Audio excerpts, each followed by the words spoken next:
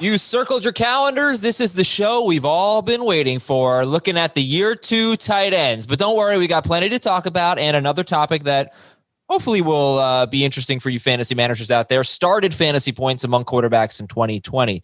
Adam Azer, Heath Cummings, and JB Eisenberg. Heath, as we did Fantasy Football Today in 5 yesterday, you told me an interesting note on sophomore tight ends the last 3 seasons. Care to share?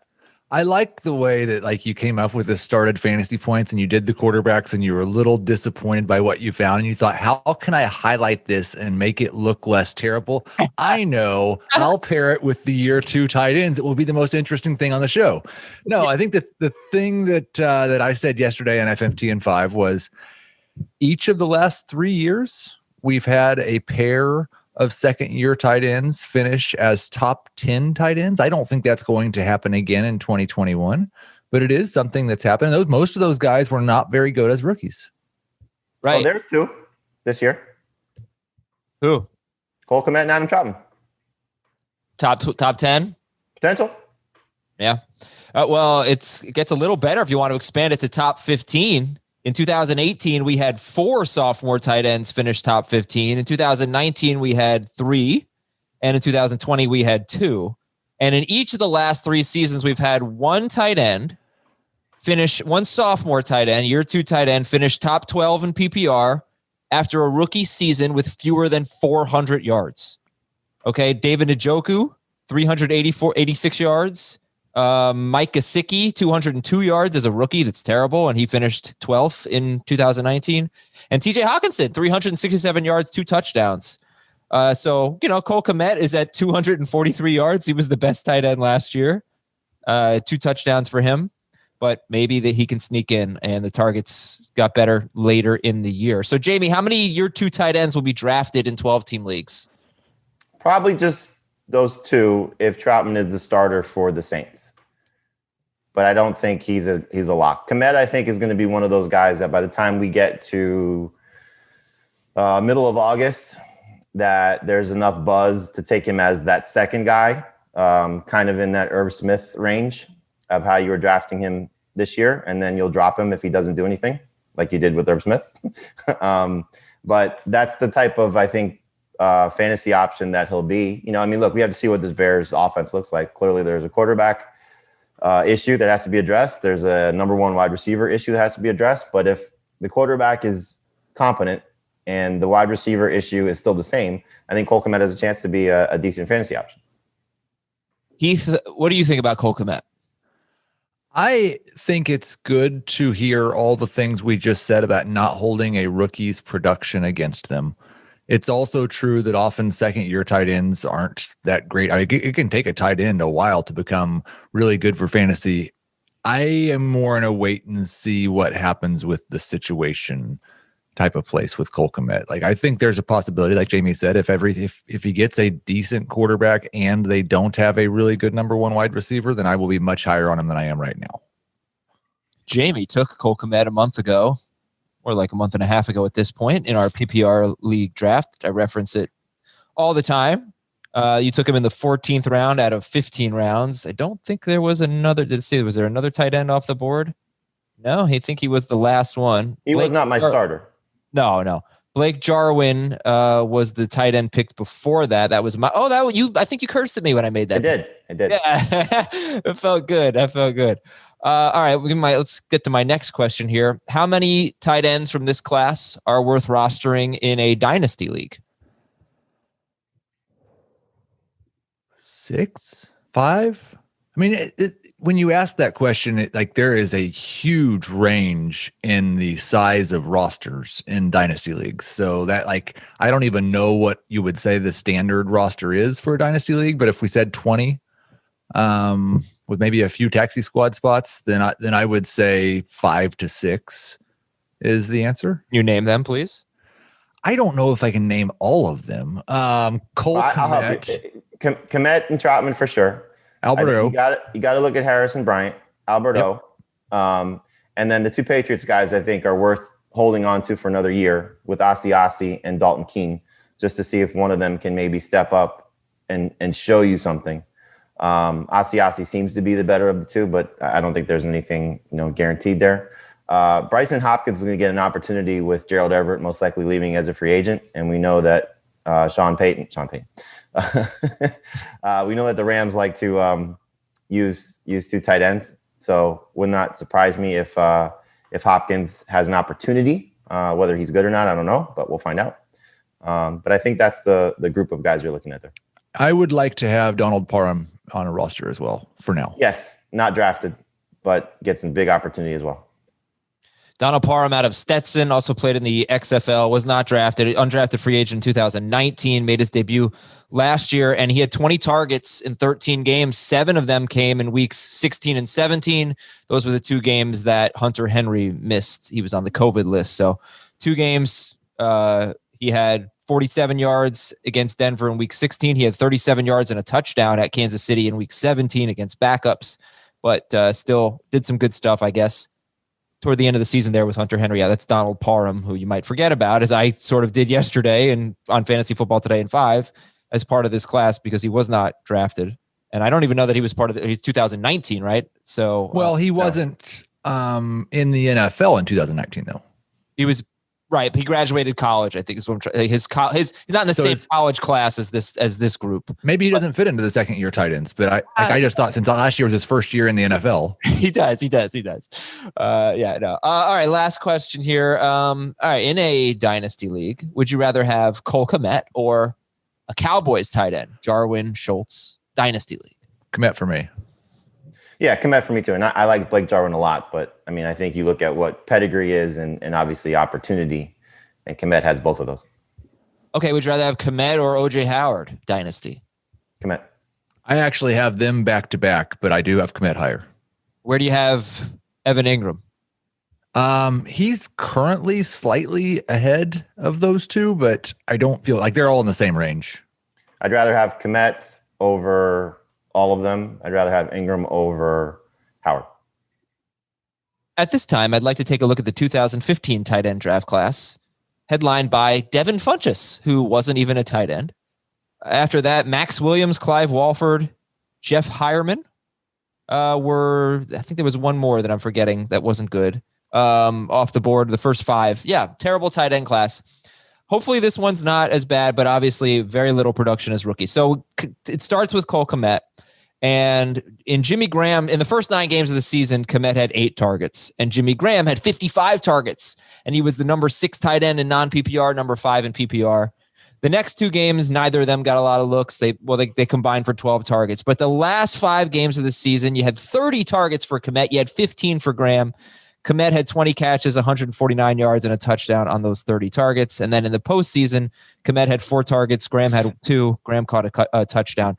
Also to note, the Bears were very pass-heavy last year. Very. Until David Montgomery got going in those last 5 or 6 games. So I mentioned the splits for Kmet. Last 5 games, he had 30 targets. That was actually an 18.2% target share, which is pretty good. Mitchell Trubisky averaged just 33 pass attempts per game. They started to run the ball a lot better and a lot more. So, Jamie, first off, when you have Nick Foles and Mitchell Trubisky, you want to be pass heavy. That's the right opportunity and approach to take. It was weird. They ran the ball, I guess, so poorly that they were just throwing the ball a lot. But I wonder what they're going to do at quarterback. It's so fascinating because they seem to be in the Wentz discussion, and you find out that they really weren't in the Wentz discussion. So are they going to bring back Trubisky and make it another go at it to see if they can make it work? Are they going to be in the Deshaun Watson sweepstakes if that's a possibility? I just don't know what they're doing. Yeah, and also the Allen Robinson decision they have to make. Just so, Jamie, you can start because you sound, fairly optimistic about Cole Kmet. I don't know, maybe I'm wrong, but yeah, the group that we're looking at here, he's at the Rose. The possible outcomes, though, I mean, in terms of Robinson, in terms of the quarterback situation, there's a lot to look at here in the offseason. Well, I think as we started to look at these tight end situations a little bit more closely, you realize again that if there is not a lot around these guys and if there is talent with that player, then target opportunity is clearly there, but production is obviously there as well, as we've sort of noted with George Kittle and Zach Ertz and Darren Waller. Now we're talking about the best of the best at their respective position, but Cole Kmet will have an opportunity to potentially do something on a lesser scale. if, again, the quarterback situation is right and he's looking at Darnell Mooney and Anthony Miller as the guys around him. I think there'll be another guy in the mix, whether it's a rookie or another free agent of sorts. But if he's going to be one of, if not the primary focal point in the passing game and the potential target leader, you can't ignore that. And so for a guy that was a second-round pick that showed some flashes last year, he's the one that you're looking at. The only reason I bring up Adam Troutman is because Sean Payton, who has shown an ability to get his tight ends going, certainly has touchdown options and red zone threats. If there is no Jared Cook, who's a free agent, then Troutman steps into a situation where he's not going to be the leader of this passing attack because there are other options there, but he's got a chance to potentially be a sleeper that you take with a late round pick and has the chance to maybe exceed some expectations going into the season. Jared Cook has 16 touchdown catches in his last 3 seasons. Last 2 seasons, sorry. Heath, give me a scenario where you would think about ranking Troutman ahead of Kmet in 2021. The Bears go into this. They bring Allen Robinson back on a franchise tag, and they go into the season with Nick Foles as their starting quarterback. And the Saints name Jameis Winston the starter and don't bring in any other tight ends. And would you do it in that situation? Yes, I would 100%. It wouldn't. Yeah, I would 100% have Troutman. I don't have them that far apart right now. Can we go back to the 2015 tight end draft class? Because I think that's it's maybe the most interesting thing we've talked about so far. Do you know who the best tight end is from the 2015 tight end draft class? Can I cheat? I do. CJ Uzama. It's not. Don't cheat. Don't cheat. Don't cheat because you called it a terrible draft class and you're going to have to take it back. Oh, crap. Who did I forget? He was not good in his first year or his second year or his third year. I don't think he was good in his fourth year. Darren Waller. Okay. Yeah. Thank you. But he was drafted as a receiver, though. That's cheating. That's why he didn't show He up. listed Devin Funchess. Well, Devin Funchess is listed as a tight end here. I'm on Pro Football Reference. So is Darren Waller. Wait, Waller. Sure. No, he's listed as a wide receiver. Oh, not on his page. Okay. Yeah, no, if you look at the draft on Pro Football Reference, he's listed as a wide receiver. Okay. There is an actually interesting tight end thing at play that's happening, but it's not about the sophomores. According to Pro Football Focus, there are some teams that are looking at Kyle Pitts as a wide receiver and drafting him as such. Yeah, I'm sorry, Jamie. Even if it's interesting, if it's not about sophomore wide receivers, there's just no place for that on today's That's show. Good because we're talking sophomore tight ends, so we can talk about whatever we want. Tight end, damn it. I don't know the difference between a tight end and a wide receiver. Neither did the Panthers when they drafted Devin Funchess. No, that is interesting. Kyle Pitts. All right, so yeah, off subject, but Kyle Pitts for Florida. Is he going to be the rare rookie tight end that's worth starting? Is he going to crack your top 12 in the rankings? What's his opportunity? What's his situation? Like possibly. There's a chance. We did our first run of our top 12s right after the season ended. You could read it on the site. And Dave put Kyle Pitts in his top 12. I don't know if he was just trying to be different or that's his expectation going in. You could ask Dave that next time he's on the show. But, look, he's going to be a first-round pick. And so I'm sure a team's going to want to highlight and feature him as much as they possibly can. Does he go to a team like you've heard the Giants? I'm sure you've probably seen this, Adam. Several mock drafts have had Kyle Pitts going to the Giants. What position is he playing for the Giants?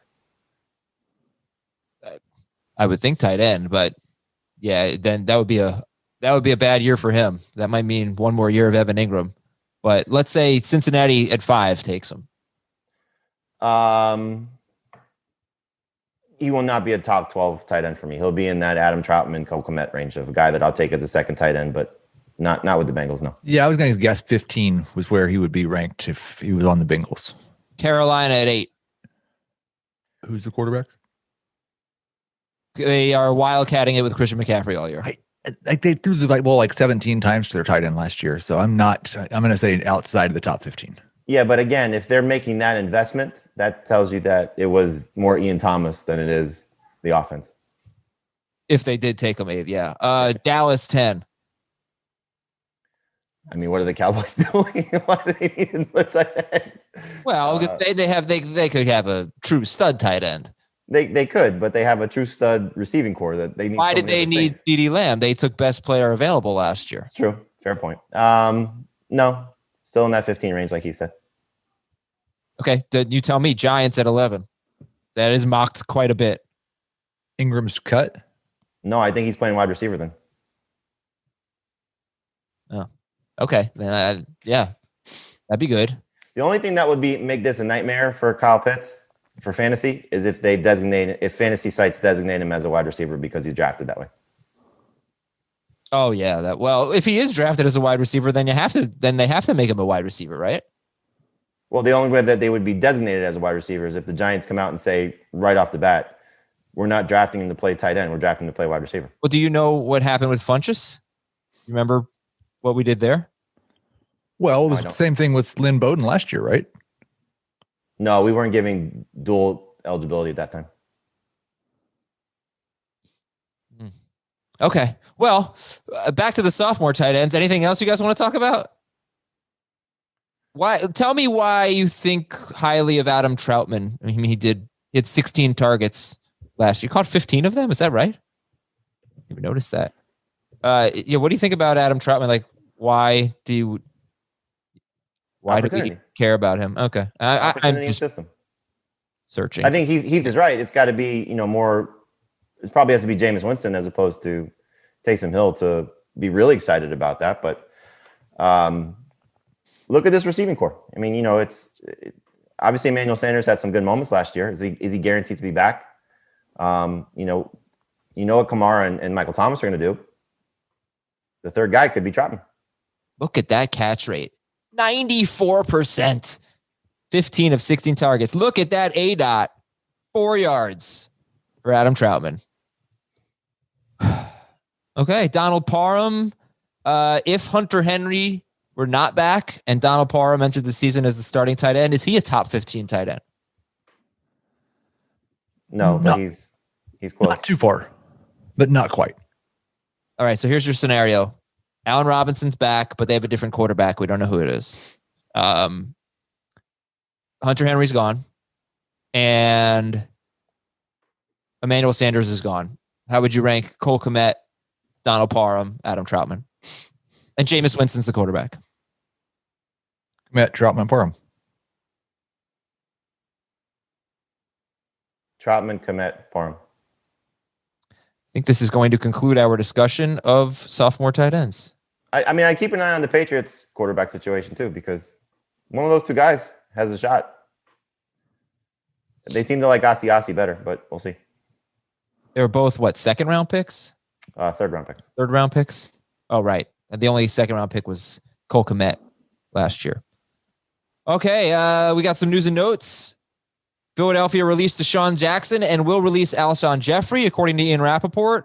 And Jalen Hurts, it doesn't seem like he is locked in as the starting quarterback for the Philadelphia Eagles. They, could explore some other options. They could draft someone. They have the 6th overall pick. They're just going to sign Nick Foles when he's cut. They could do that. But, they're going to have a very different look next year.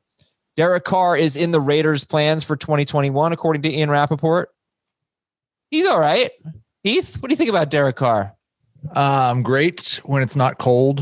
He would really suck in your apartment right now. Oh man, It would be very bad in Europe. No, that was one of his quotes, I think, that his girlfriend got mad because he set the thermostat too low. He liked the cold. That's what he said. He's a fine second quarterback in a 2 QB league. A good one even. Yeah, my heat and hot water have been out since Friday night. And the water is really the tougher part. The heat, I'm wearing 2 pairs of socks, 2 pants, 2 pairs of pants, like a waffle shirt and a sweatshirt. You could always bundle up, but the cold water, that's not fun. And obviously, we know it's a lot worse out there in Texas. So think about all those people out there who are dealing with a much worse situation. But that's what Jamie was talking about when he said that Carr would hate my apartment. Green Bay released Rick Wagner. It's also not very big. And that's their right tackle, Rick Wagner, kind of a swing tackle, and Christian Kirksey, a linebacker. Carolina, we talked about this yesterday briefly. They really want Deshaun Watson, it seems, according to reports. They have cleared nearly $26 million in cap space. That would be pretty sweet landing spot, wouldn't it? I mean, you Watson? could argue that if they replace Curtis Samuel with somebody else, or even if they retain Curtis Samuel, that might be the best offense in football. Well, is Christian McCaffrey part of the deal? Well, then it's not the best offense in football. Like, it's still, even if he went there and has DJ Moore and Robbie Anderson and a pass catching running, but it hurts it a little bit if they have to deal McCaffrey, because then I think they also have to eat a bunch of dead money on McCaffrey and makes it hard for them to put a good team around him. Cool. All right, back to the news and notes. Seattle offensive lineman Mike Iupati is retiring, and this was a really cool quote from Mike Evans. He was talking on Michael Irvin's podcast, and he was talking about Tom Brady. Quote, he was texting us a lot of clips, lots and lots of film on what to expect on certain downs and distances. And he does that all the time, but just in the playoffs and especially this game, he went above and beyond.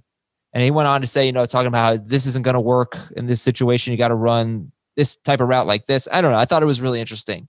Tom Brady dissecting film and figuring things out. And well, I think you're starting to see, and obviously everybody appreciates Tom Brady's greatness, but I think you're starting to see, just how much maybe he didn't get the credit he deserves for being the student of the game that he is, because of playing for the Patriots and Belichick and Josh McDaniels, just how great coaches they were. And Bruce Arians has talked about this quite a bit, that, how much they put on Brady and allowed him to, be an extension of the coaching staff, and, made a lot of sense. I mean, you got a guy who's been in the league as long as he has and has seen as much as he has. And it's just kind of cool to hear these stories. I mean, clearly he's at the end of his career. He may play another 4 or 5 years and win another 2-3 Super Bowls, but I mean, he's obviously at the end. So you're starting to appreciate the great, it's like when all the best of the best, when they start to get toward the end, you really appreciate just how valuable they are to their teams, to their locker rooms. And certainly, if you appreciate the game, you appreciate what those guys do. Yeah, he brought a lot of credibility too. You said to the locker room. I think that's been pretty evident since day one, what he brought to the Bucs. You can tell just from an outsider's perspective. Impressive stuff. Yeah, we have, and Adam, I don't want to speak out of turn, but we obviously may have some emergency podcasts coming up with the franchise tags, if that's the route we're going to go. Today's the day when they're going to be, giving them. And there's a lot of chatter about Chris Godwin and getting the franchise tag. And, I don't know how he feels about that, but, run it back one more time. He gets, I think it's $16 million for the season, if I'm not mistaken. Yeah, it's right around there. Yeah. Not bad. Not bad to be part of that offense again. No, they definitely want to keep him. That's all the rumblings say, that they want to keep Chris Godwin. So yeah, we might have a little franchise tag special for you here. We will take a break. When we come back, Jamie will keep assigning me more podcasts to do, and we will. If you're cold, it's better to work. Keep. This is the coldest room in the house, so I kind of hate you right now.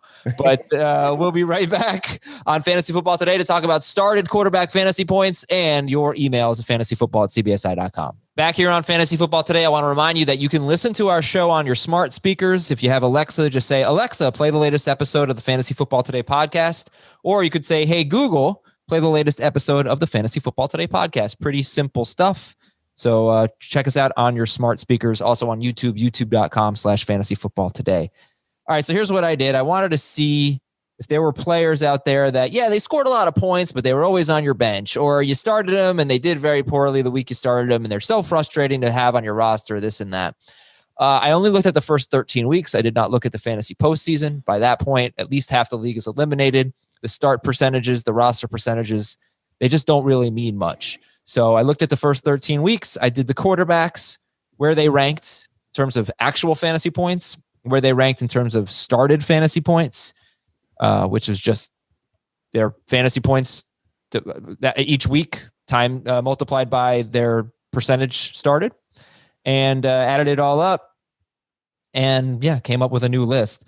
So, for example, Aaron Rodgers from weeks 1 through 13 was second among all quarterbacks behind Mahomes, and he was sixth in started fantasy points. Took a little while for fantasy managers to realize that Rodgers was, going to win the MVP. It was the absolute must-start guy. He only 76% of his fantasy points were started, whereas like Josh Allen was 85%, Mahomes was 97%. Russell Wilson, 97%.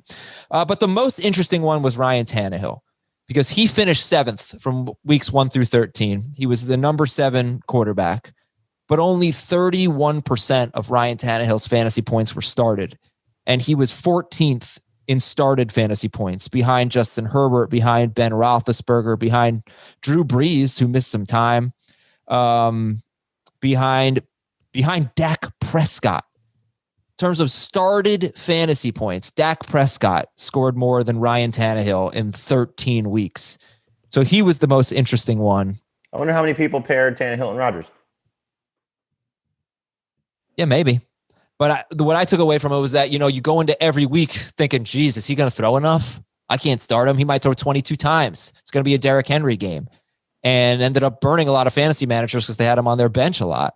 Well, and another thing was that like the number of times he was going to throw was not always indicative of the number of fantasy points he was going to score. Like that week 2 game against Jacksonville, he threw 24 passes, but 4 of them were touchdowns. So I think, and there was some up and down with Ryan Tannehill. It's tough to feel confident starting him when he goes 2 or 3 weeks with fewer than 200 yards passing. But in the end, more often than not, you just wished that you had started him. Right. I'm trying to look up his start percentage in that week 2 game. See, week 2 was Jacksonville. Yep. Tannehill was started in just 29% of leagues, and he scored 35 fantasy points. So yeah, that was interesting. Kirk Cousins was another one. And I think, how much did you factor in bye weeks for this? Well, they all had a bye week in that stretch. So it didn't affect anything because they had 0. It didn't affect their percentage of started fantasy points. You know what I mean? Yeah, but I mean, I guess I'm just thinking like, who, there's no way to tell this, but like, who are the outliers like during those bye weeks? What do you mean? Like who are the guys that jumped into those top 12 during the bye week? So like Bridgewaters, the guy, the Mitchell Trubisky's, the guys that people were picking up and pivoting to. Oh, and who's okay, right? So like Ryan Tannehill's bye week, Justin Herbert had a huge game. Baker Mayfield had a good game. Right, like that's the guy. Gardner Minshew had a big game. Right, those type of guys. People that were. Derek Carr had a big game. Yeah. Stafford had a huge game. Yeah, right. I can't know who was started when Tannehill wasn't. The other guy. Did you notice when the bye weeks were going on, like certain spikes in certain players? I didn't look at that. No. But Kirk Cousins was another one who was 11th in fantasy points for 13 weeks and 19th in started fantasy points. 24% of his fantasy points in the first 13 weeks were in starting lineups. So I think the pass attempt thing. I'm trying to like fully grasp what we're capturing here. Mm-hmm. And because a guy like Matt Ryan, mm-hmm. I see was 15th, but 9th in started fantasy points. This is telling us more about how often they were started, right? Yes. So like it's as much about the confidence that fantasy managers had in them as it is about their production, because it would be better for Matt Ryan to score 15 fantasy points with a 90% start rate than for Ryan Tannehill to score 30 with a 30% start rate. Right. Yes. But there's no world in which that Ryan performance was better than Tannehill's. Exactly. And people believed in Ryan more so than Tannehill. Ryan's percentage, his percentage of fantasy points that were started was 69% in those 13 weeks, whereas for Tannehill was 31%. And if you put them together, that's 100%. So maybe you should have paired them. So people had more faith in Ryan on a week-to-week basis than they did in Ryan Tannehill. So that's what I take away from it. Yeah. And again, I thought I did it. I experimented with it. I thought maybe it would be a little bit more telling. If I had one takeaway, it would be that when you have players on teams that don't pass a lot, that they're going to be benched in big weeks. It's going to happen. And maybe that's something you should keep in mind. Like, oh yeah, I'm going to take Ryan Tannehill. Well, you might not get the value that you think you're getting from Ryan Tannehill because you're going to have a lot of questions about when to start him. And the Well, same. I think what you end up doing, or you should do, is you don't draft those guys as your only quarterback. You draft those guys in a tandem, and the hope would be is that you just start Tannehill for the start of the season if he's the one you draft first, with the expectation of him being your guy, and then if you just see, okay, especially in the case of this year where there's an offense coordinator change, probably a receiver change. Does he live up to those expectations that he's shown you over the last 2 seasons, or live up to the production that he's shown you over the last 2 seasons? Is this more of an argument for just drafting one of the top 5 or 6 quarterbacks and just starting them every week? Because it doesn't seem like we were particularly good at deciding when to start Kirk Cousins or Ryan Tannehill or a lot of the streaming type guys. I mean, we kept starting Matt Ryan. In the same thought process, you would have missed on Aaron Rodgers, and you could have taken Russell Wilson, who got you off to a great start, but then flamed out. Well, it's obviously, look, fantasy is an imperfect science here. There's going to be times where you bench players who have huge games. I thought quarterback's the one that you shouldn't really miss on, though. You shouldn't miss on? You mean on a week? Miss on starting those big games. If you're going to draft a guy, the idea would be stick with him for X amount of weeks. I don't know how many quarterbacks fall into that category, though. Because if you wait on quarterback and you take 2 guys who are like 10th and 14th in your rankings, I don't know that either of them has that automatic must start no matter what the matchup is. You're going to be streaming them based on matchup, right? Well, I mean, you just made the case for Tannehill that you don't have to stream him if you took him late. Like, you just start him and you deal with the 1 or 2 bad games, or 3 or 4 bad games. So that's what the numbers said this year.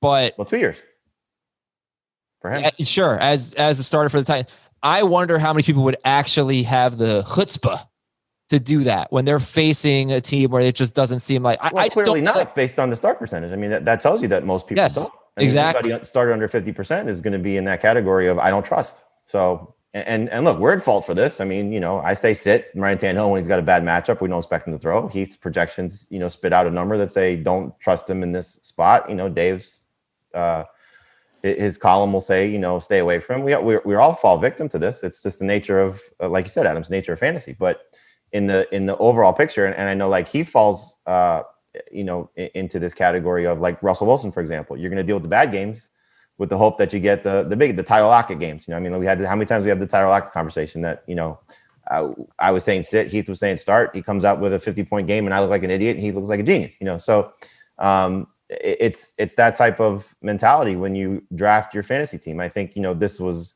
at this point last year, we were having this conversation with Ben Gretsch time and time again. You deal with the highs or you deal with the lows when the highs are going to win you weeks. And one other thing to consider here is that your started fantasy percentage or your started fantasy points can't be that high if your roster percentage isn't that high. So, it's not like Tannehill was 100% rostered and could even be started in 100% of leagues. If he was 40% rostered, the most he could get from his fantasy points is 40%. So Gardner Minshew, like, how frustrating is this to have Gardner Minshew? Let's say you drafted him and he played really well and you feel like a genius. Well, you probably sat him. Week 1, he scored 27 points. He was started in 9% of leagues. Week 2, he scored 29. Before you keep going on this path, you're not filtering, obviously, 2 QB leagues, super flex leagues. You're not filtering 4 points and 6 points for pass touchdowns, right? No, it's just one number of start percentage. Yeah. So that 9% could only be 2 QB leagues potentially. It could be. Maybe everyone who had Gardner Minshew started him. Maybe he was rostered in 9%. That would be the next step of this. I probably needed that too. I guess I could go back and do that. The ownership percentage or the roster percentage, compare that. But Minshew started in 9% of leagues each of the first 2 weeks, and he scored like 55 points those 2 weeks, and his started fantasy points were about 6. And then what happens? Week 3, he started in 48% of leagues, and he scores 9 points. So that's just kind of frustrating, and that's what happens. So yeah, again, I mean, this is not what I had hoped, I suppose. But I do think if there's a takeaway, it's that players who are on offenses that don't pass much run the risk of fantasy managers not having confidence in them, the quarterbacks. And it makes sense. And then they have big games, and you feel crummy because you left them on your bench. All right, let's read some emails here. fantasyfootball@cbsi.com. We got a lot of emails. Try to clear the inbox a little bit here. A lot of dynasty questions this time of year. This is from Andy from a town 45 miles north of Iowa. Wouldn't even know. Dear Benny, Bob, Warren, and Towers. I have no idea. Benny, Bob, Warren, and Towers. We'll look it up. I'm in a. We know what Towers is. Yeah. Probably Chris. But what does that mean for the rest of them? I don't know where this guy's from, and I don't know his greeting. Let's see if we can give better fantasy advice. 2-player keeper league, non-PPR. I will be keeping Kareem Hunt for a great discount. This is a salary cap league. Nick Chubb will be a free agent. Do you think it's a good strategy to take Chubb and have the Browns backfield, or spread it around and go after a different guy like McCaffrey, Cook, or Barkley, who will all probably be free agents? I'd rather have non-Browns backfield if I could avoid it. I mean, especially if you're talking about those other guys. They're going to be, as expensive, and obviously in the case of McCaffrey, for example, more expensive. But I mean, you kind of got a pretty good taste of what Kareem Hunt was at the end of the season when Nick Chubb was healthy. He wasn't great. Yeah, it's a non-PPR league as well. Let's keep that in mind. Heath, you want to lock up that backfield? We're comparing him to guys that are above his weight class. I feel like I would certainly target McCaffrey, Cook, and Barkley before Chubb. But if it comes down to Chubb or Josh Jacobs, something like that, then I might just go with Chubb. I think this is interesting. In a non-PPR league, I'm going to do a poll right now. In a non-PPR league, do you think people would take Nick Chubb over Saquon Barkley? Let's see. I don't. I think people are still taking Barkley. You're going to see Barkley ranked ahead of Chubb, but it wouldn't surprise me if they're close. All right, yeah, let's see. I'll do a little poll here, see what we got for the last. The only benefit to this is he has Kareem Hunt at what price? Just cheap, doesn't say. Okay, so if you were drafting it and saying, you're getting Nick Chubb, let's say at the back, he's a first-round pick in non-PPR. So you're getting Nick Chubb in the first round and then Kareem Hunt in the 10th round, that's a handcuff. It's perfect. So if that's the way you go and you want to save some money, because like Keith said, those other guys are better, it's not bad. All right, here's Jay from Colorado. Dynasty offseason trade question. It's a PPR league. It's 10 teams, 2 running backs, 2 wide receivers, 1 tight end, and a flex. So he has an offer of Dalvin Cook and Alexander Madison. That's his team has Cook and Madison. He also has Mixon, Dobbins, and Akers. So he'd be giving up the Vikings running back tandem and getting DK Metcalf and the 4th pick of the rookie draft, 1.4. Metcalf. And Burrow. Oh, and Burrow. Okay. Burrow, Metcalf, and 1.4 for Dalvin Cook and Alexander Madison. Jeez, do this as quick as you can. You have to. Yeah, it's PPR. Okay, great. I mean, you're giving up Dalvin Cook, essentially. Madison is whatever. This is from Mike. Hi, Ivan, Zoltan, Chris, and Charlie. Isn't Zoltan? I feel like that was the thing from Big. Yes. So who the heck are the other people? This is Five Finger Death Punch. Heavy metal band. Oh, okay. Also, something we sometimes wish we could do. What are the names? Ivan, Zoltan, what, Chris? Chris and Charlie. Like Chris and Charlie got to feel like Ivan and Zoltan are cool names. Oh yeah, like Ivan and Zoltan deserve to be in a heavy metal band called Five Finger Death Punch. Chris and Charlie are clearly replacements. Where's the 5th guy? That's a great. I don't think you can be Five Finger Death Punch with 4 members. What do I know? You only have 4 fingers. We have 24 player rosters. This is a dynasty league, and up to 4 on a taxi squad. No more than 20 can be kept. My team is pretty stacked. I'm wondering how much emphasis to place on retaining defensive players. That's something I've never heard you talk about, and I don't remember it being asked by emailers either. You guys play in a dynasty league with IDP, so what emphasis do you put on keeping defensive players? I keep my starters, and then in the rare instance that I have a good bench option, I'll consider it. But I mean, I certainly take more flyers at this point on the offensive guys to see what materializes going into the season, because like I don't know about you, Heath. I don't know your roster off the top of my head, but like for me, I have Chase Young and Joey Bosa, Patrick Queen. Like those guys are not going anywhere of the defensive starters, and I probably have like 2 or 3 other guys off the top of my head that I can think of that are good. But a lot of the like my second DB, my second linebacker, flex, those guys to me are interchangeable in a lot of ways. So it's much more of an emphasis on the offensive players. It depends also, like we're in a 14-team league where you're starting 8 defensive players. I think that's a little different than a 12-team league where you have 3 defensive starters. But like in this league, we don't have a rule where during the draft, or maybe we do, but in some leagues, you don't have a rule where during the draft, you have to fill all of your spots. So if I'm really desperate during the rookie draft, I might drop my second defensive back or my third linebacker just to wait until we get closer to the season and I actually need one. By the way, 200 votes. Now it says 133 votes. What a tease. Let's get an update here. 228 votes. Nick Chubb has 2/3 of the vote.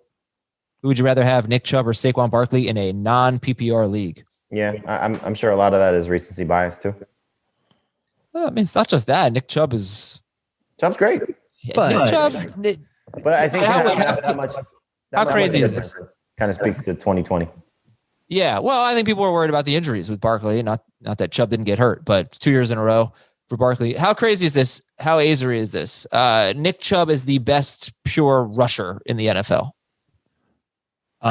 Derrick Henry still exists. Yeah, Well, if Nick Chubb what is he doing? I think Nick Chubb has a case.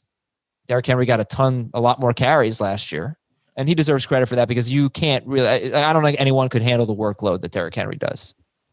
But man, YPC for life. Nick Chubb is the man.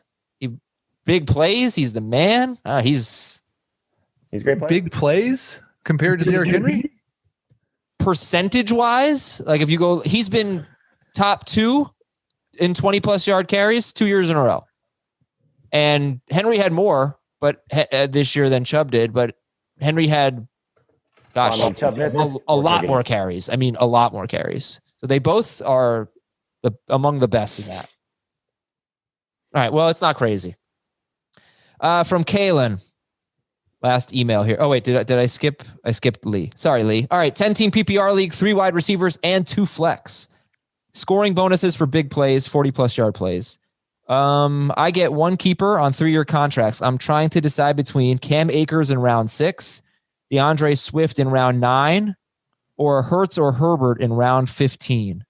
And you do get points for a 40-yard pass. Quarterbacks with big playability are at a premium. So we're looking at a PPR league, Akers in round 6, Swift in round 9, Hurts or Herbert in round 15. I'm keeping Swift. 100% keeping Swift. In a 10-team league, you should not have any trouble finding a big play quarterback. This is from Kalen. Hello, Fantasy Football Today, gents. I'm in a 12-team half PPR league. I had the best team all year. I lost in the semifinals and then the 3rd place game, the 2 highest scorers in both weeks. Okay, I got an interesting decision to make for my keeper. Kamara in the 1st, Ridley in the 5th, Kyler in the 6th, Swift in the 8th, or James Robinson in the 16th round. This is a half PPR league. Kamara in the 1st, Ridley in the 5th, Kyler in the 6th, Swift in the 8th, James Robinson in the 16th round. I'm keeping Robinson.